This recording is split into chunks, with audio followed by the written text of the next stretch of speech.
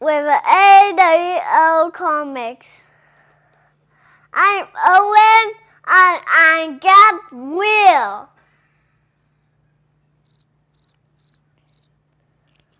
Well, I guess he's not going to say anything else. Oh, I'm back at AWO Comics, and it's been probably like 4 weeks since I've been on a video. But, yeah, I'm here now. So, our subject today is going to be the funniest Batman covers. And since our main protagonist here has disappeared, I guess there ain't going to be a video today. Well, anyway, I'm going to make him appear right after this. Whoop! Whoop!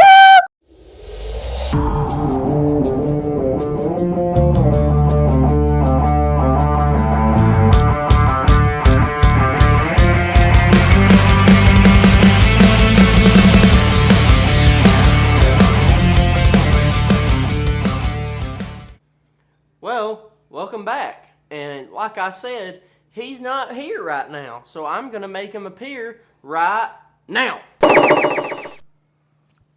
Well, I'm back. Huh. Where have I been? Did you have me banished to some realm that I don't know anything about? No, I think you were going somewhere, I think. You were like driving somewhere and I just popped you out here. Well, who was controlling the car? I guess they're going to have to figure that out. Okay, well, I knew I had not been around for a couple of weeks and people have been asking, so I'm glad you got me out of that realm that you had me in. That's kind of a mean thing to do. Did you bring me back because it was Father's Day weekend? Yes, I did. Okay, all right, well, I appreciate You that. stole my burger. I had to do that. You can't steal my food, dude. I'll make note of that. All right, well, I don't have my notes. Oh, I got you. No, I guess I do have my notes. Dang, man, what kind of powers you got now? I went to Hogwarts for 4 weeks. That's why I can do all this stuff. Okay, all right, well, I guess you went somewhere because I ain't been around to know what was going on. All right, well, anyway, have you already told them about what our subject is? All that stuff, yes. All right, well, anyway, we're talking about the top 10 wackiest Batman covers. And it is good to be back with you guys with AWO Comics. We have took some time off, just taking a little break, but it's all silliness aside. But what we're talking about this week is the top wackiest Batman covers, and these are all mainly from the Golden Age, Silver Age, when the Comics Code Authority was putting the pressure on a lot of these comic companies to be more kid friendly and you take the violence out of comics. And so these are just a lot of wacky stories and wacky covers that we got from the late Golden Age into the Silver Age that were written by a lot of the original creators of Batman. But, they got really silly. So anyway, as we were saying, we'll get started. Will, is it your time to go first? Yes, it is my time to go first. Okay, all right. Well, what is your number 5? Alright, my number 5 is Batman number 83. Came out in 1954, and cover artist was Dick Sprang. This book really starts out with after capturing some criminals in a spectacular way, Batman agrees to help a psychologist with some of his experiments. A crime boss learns of this and kidnaps the psychologist and his staff, forcing the dynamic duo to pass a series of tests designed to learn how to break into the Gotham Mint. When Batman learns of the criminal's ultimate purpose, he sabotages the test and brings the criminals to justice. So this is a pretty cool cover. I like the I love the cover. This is like one of my top 5 covers. Yeah. Because it's got Batman. It's silly too. Batman's rolling a bowling ball towards Robin. Right. And it's not really towards Robin. He's trying to curve it around Robin to these bowling pins. Of course, you learn later in the book. Mm-hmm. It's just a really wacky cover, and it's pretty cool. Yeah. I like this cover. Yeah. All right. Well, mine next one is Batman number 90, and I'm sorry, Batman number 86. Excuse me there. And that is the first appearance of the Indian Chief Batman, and this came out in September of 1954 with the cover art by Win Mortimer.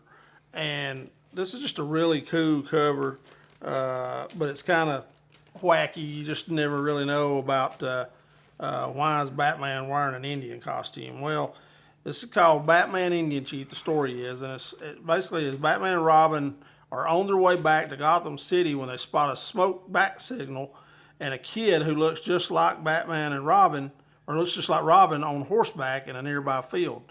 The dynamic duo descend to investigate, and they come upon a duo dressing like the Indian version of Batman and Robin.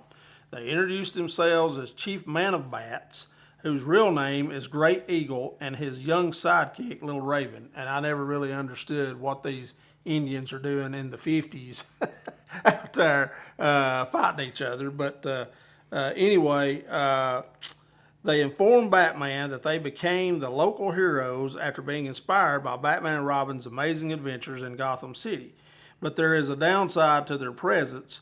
A man called Black Elk has become suspicious about Great Eagle being the man of the bats, and he has found a way to prove the truth. Without delay, Batman and Robin offer their help and play the roles of Man of the Bats and Little Raven in order to throw off the attention from the Indian Chief and his son. During their charade, Batman and Robin follow Black Elk to his hideout, where they are ambushed by him and his men.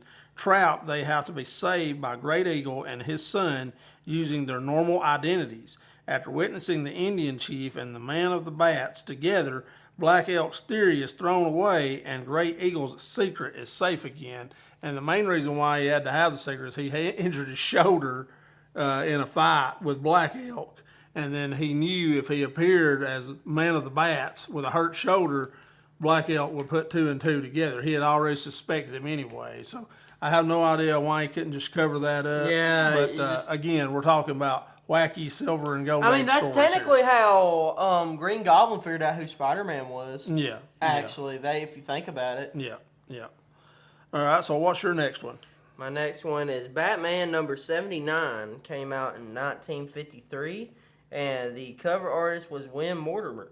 So this cover is pretty cool.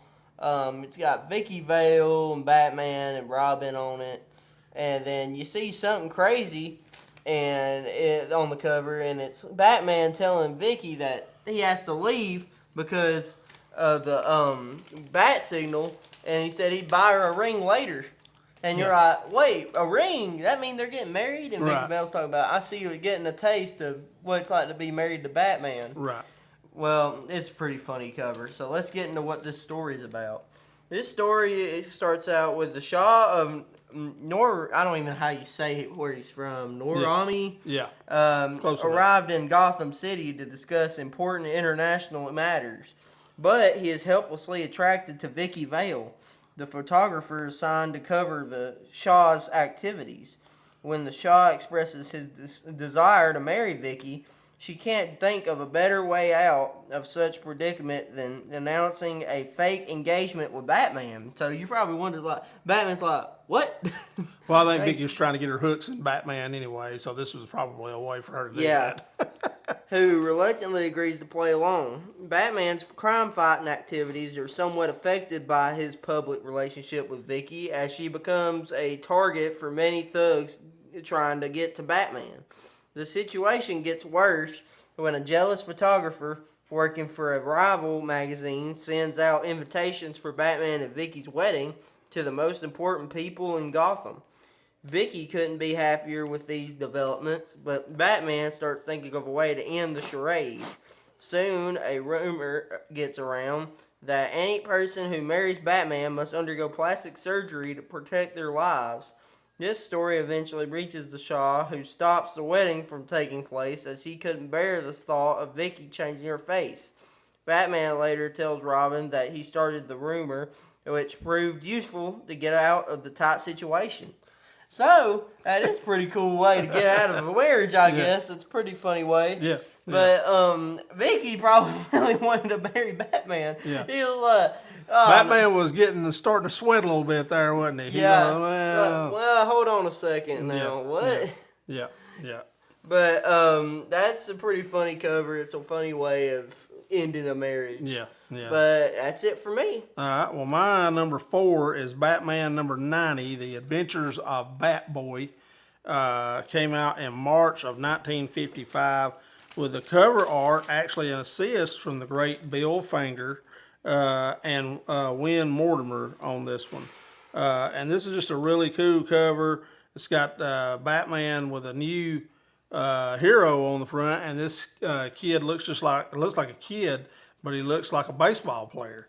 So it's really neat and just a really cool story. But let's get into the details of the story right here and tell you a little bit about what it is. It's while Batman is out of town, a new vigilante appears. Batboy is apparently a young boy who fights crime using baseball bats as his main theme. When Robin learns of his new venture, he meets Batboy and realizes that he is in fact a midget. And they actually use the word midget, which I think they're supposed to use the word little people now, but this was the 50s. And he had been a part of a circus, had been a circus performer, but he explains that he was part of a circus act until his partners were killed by a gangster called Tapper Nolan, who set fire to the circus tent to cause panic and steal the gate receipts. Realizing that Batboy's past is similar to his own, Robin decides to help Batboy capture the criminal he is looking for, and together they make short work of the thugs. After the criminals are captured and arrested, Batboy wants to retire from being a vigilante, and Robin helps him land a job on a local baseball team as the Batboy. So that's just kind of a little funny, cute little story there of Robin helping out a guy that he thought was his age, but then it turns out he's a little person. He was kind of ironic that he winds up being a bat boy in the end, a real bat boy. But he had all these crazy weapons. He had a bat that opened up and shot a net out of it, So it was kind of a cool little hero there, but I guess he didn't enjoy doing that. So probably didn't. All right. Well, my next book, or my number 3, is Batman number 72. Came out in 1952, and the cover artist was Win Mortimer. So this cover has, what's funny enough, Caveman, Batman, and Robin. So, and then you're like, why are Batman and Robin in a caveman uniform? Or a caveman-like uniform?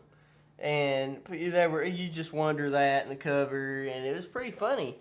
And I think we used this cover on one of our top 10s. It's got a Black Panther lunging at Robin in the cover as well. But anyway, this is how the story starts.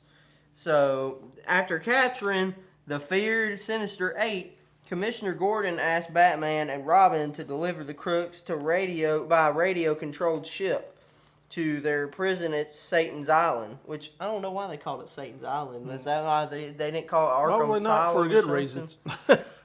The ship is torpedoed and sunk during a storm at sea by the Sinister Eight's minions, and all are washed ashore on an island, where Batman and Robin have to avoid capture by the villains before they can capture them, using every trick available to them in the environment of the abandoned island. Batman and Robin capture the criminals and hold them prisoner until they're rescued and taken back to Gotham. And that's just a really cool cover, in my opinion. Yeah. The story's a little wacky a little bit. Yeah. I remember there was a segment where Batman kills the dang Black Panther with a stick, breaking its neck. Yeah. One time when it got on Robin.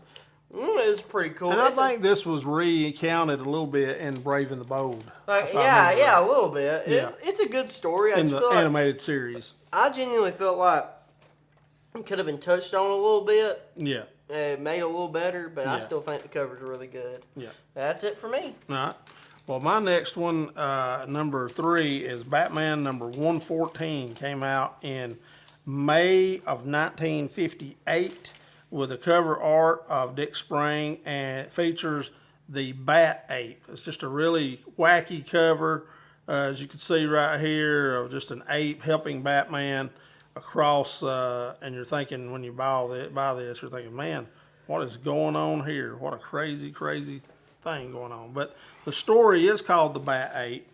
And the synopsis of it is basically Batman and Robin volunteered to perform for an acrobatics exhibition at the Gotham City Charity Circus. During their performance, an animal handler named Ralph Roeder steals the box office receipts from the circus's cash box. While the crime is taking place, a trained ape named Mogo runs amok and inadvertently distracts people away from Roeder's crime. When everything calms down, the staff discovers that the money has been stolen and blames Mogo's trainer, Arthur Harris. They suspect that Harris deliberately incited Mogo into a frenzy in order to distract people from the crime. Batman and Robin investigate further and discover that Mogo's training platform had been filled with electrical wires, which caused the ape to run amok. Mogo befriends Batman and even follows him back to the Batcave. He dons a mask and cowl and becomes Batman's new partner, Bat Ape. Working together, they track down the true thief, Ralph Roeder, to the Gotham Globe and apprehend him. Roeder confesses the crime and he is taken to prison. Mogo is soon returned to the circus, and Arthur Harris tells the heroes that he's going to set Mogo free back in Africa. So basically, that's what that story was about. I think there was also a Bat Ape in Brave and the Bold. Probably so. If I can remember. They recounted a lot of these stories on that Brave and the Bold. It was basically, that whole series was an homage to the golden and silver age campiness of Batman. So, well, my number 2 is Batman number 66. Came out in 1951, and the cover artist was Bob Kane. And this cover was actually a pretty famous cover for using a well-known word in the society. But I'm pretty sure y'all can figure that out. But it's pretty funny. It's funny because this synopsis of this, it's basically Joker and everybody using a word, the same word over and over again. And it's so funny. Anyway, this is what the synopsis was. After a failed crime, the Joker became obsessed with recreating some of history's most famous blunders and tried to force Batman into making mistakes while catching him. His plan almost succeeds, but the dynamic duo finds a way to stop and capture the Clown Prince of Crime. So it's basically pretty simple comic. What the blunder was specifically, I can remember specifically what it was, is he changed like the radio frequencies and stuff. Mm-hmm. So the autopilot in the Batwing would send Batman all the way to freaking England instead of or where he was going. Yeah. And when Batman was there, he was confused. But he used that, but it was later revealed that he used that blunder to track Joker to track Joker's hideout, track the radio frequencies to his hideout. Right. So it's a pretty cool cover. I love this cover. Book has become quite expensive because it's known as the Boner book. There you go.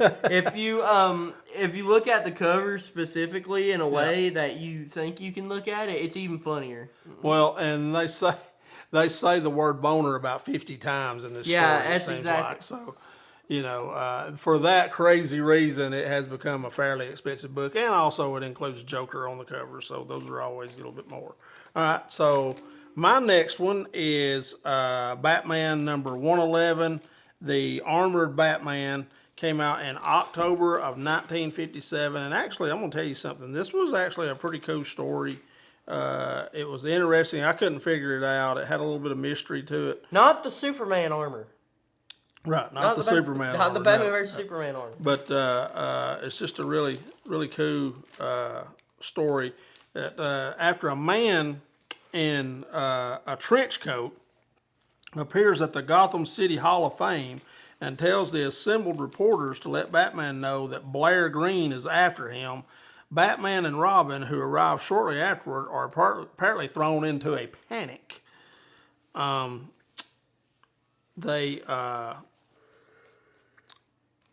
They're saying they face terrible danger. They immediately leave, and when they reappear, are clad in suits of armor. Batman and Robin are able to carry out their various tasks with this cumbersome metal clothing on, using chains instead of ropes to swing on. But Vicky Vale is determined to learn the secret of Blair Graham and learns from a member of the Gotham Scientific Foundation that Batman has been called in to help them solve a recent robbery, though not apparently by Graham. Finally, the reason for their armor becomes apparent when they trap a trio of thieves who had stolen atomic fuel from the Foundation. Batman and Robin have been wearing radiation-proof suits under their suits of metal armor. Gordon and Batman let Vicky know that they feared a panic if the news of the radioactive material theft were leaked, and Vicky gets Batman to confess that he was actually Blair Graham to help set up the deception. She informs him that if he were in real danger, he would have kept clear of crowds, which he did not, so she guessed he was faking it. Batman replies that he will never laugh at her deductive abilities again. But again, this is one of those stories that shows that Batman, not only being a detective and being a master of weapons and stuff, is also a master of disguise, because he just had on regular stuff and had makeup on his face, and she had no idea who he was at the start of the story, but he was Blair Graham. So anyway, that was my number 2. All right, my number 1 is Batman number 56. Came out in 1949, and the cover artist was Dick Sprang.